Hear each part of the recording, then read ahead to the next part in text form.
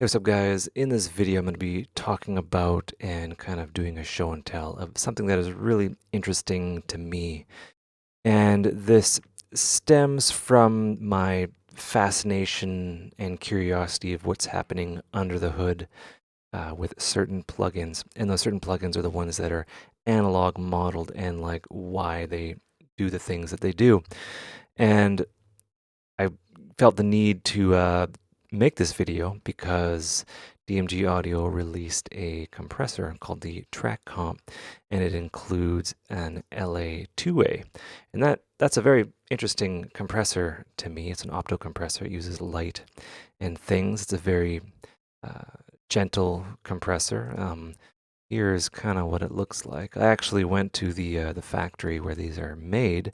This one's by Waves, but Universal Audio makes them. These days, it just has gain and peak reduction, and it's program dependent, and it's a really interesting piece of machinery, but I'm not going to get ahead of myself. So I have those both off. So what I have here is, let's see, Serum. I have a waveform here that is just the duty cycle is skewed all the way to the top. And, excuse me, if I hit play here, we're effectively seeing a DC signal, more or less. So what can you do with this? Well, it's a lot more useful than white noise because you can see the, I guess, I don't know, transient ballistics of what's going on with certain, things that affect transients. And we can, we can check this out. We can engage the DMG audio thing. We can get the threshold down, right? And we can see that attack going on there, which is pretty neat. We can increase the attack, and we can see the curve of what's going on. We can see how the compressor bites the sound, and it's acting upon it's acting upon a DC signal, which is pretty fascinating. And you can do a lot with this. It's really cool. And you can go through all of these. Got the G compressor, which is like a glue compressor. What's really interesting is it has these attack ranges that are typical of that unit, right? So the attack, between point 0.01 to like 30 or whatever, and the release and the ratio is locked and stuff like that. But you can do all sorts of stuff with this. But then you can go into the extreme here and stuff like that, and still have like the same kind of clever stuff that SSL put under the hood there. That's really cool. And also auto release, you can turn on and off. Once you get down to the two-way, this is really fascinating to me because, I have no idea what I'm doing, but whatever. I'm going to bring the threshold up here. We still have our DC signal here. What happens when we select the 2A is that happens. And that's weird. And you'd be like, WTF, mates? Like, what's going on? Well, what's happening is a faithful emulation modeling of what is happening on the output stage of the LA2A. And, for those playing at home, the Waves one that is oh so famous does the same thing. This has a different gain and stuff. It'll get the peak reduction going on, right? And it does something very similar. So what the heck is that? Well, when when the gain is or the when threshold kind of happens, when the amplitude gets to a certain amount, it will bring it down. And then when the DC signal stops, right? You'll notice, I'll actually show you. When the DC signal stops, I'll actually get this. That stops, you will see that it kind of goes in reverse. And what is happening here is it's something called DC stabilization. And it's something that is happening to your audio when you're using certain plugins.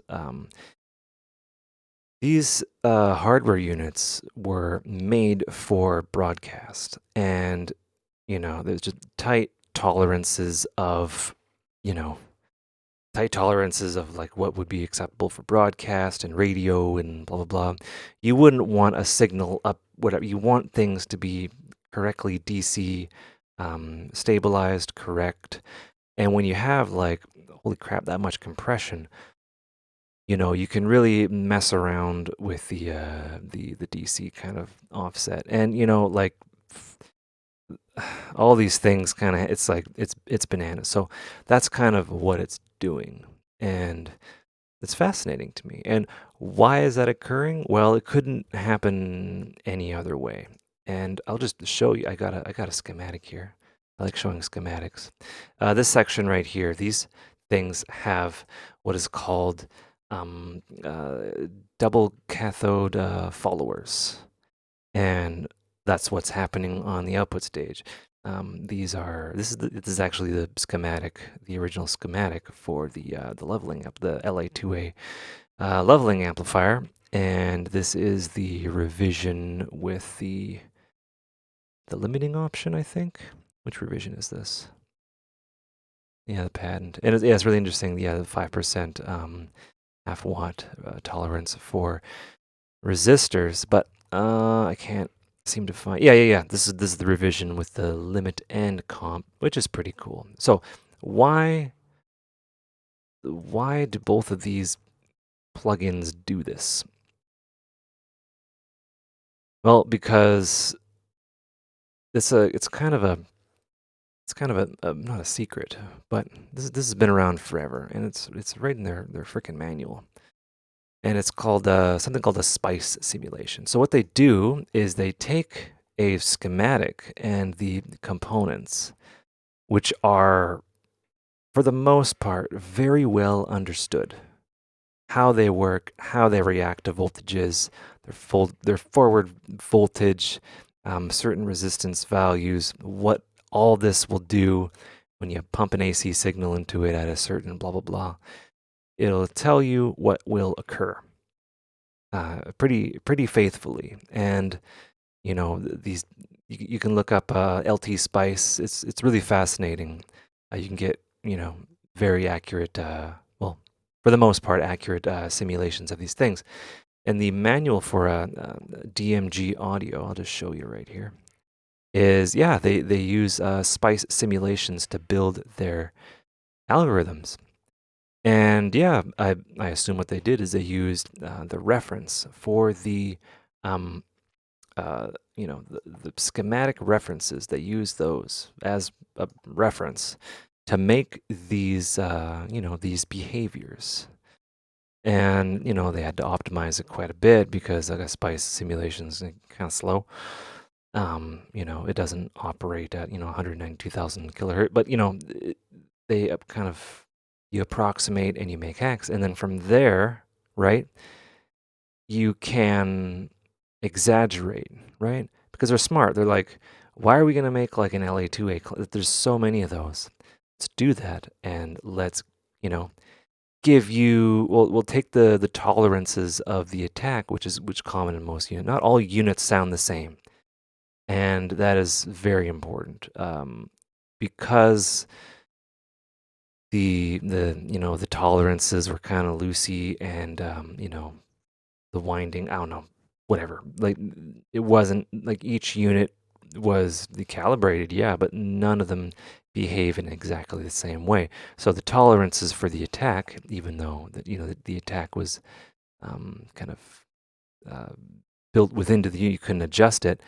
The attack here, you can adjust in between those two tolerances there, and then go beyond, which is really interesting. By the way, the LA2A is very good on vocals and things like that.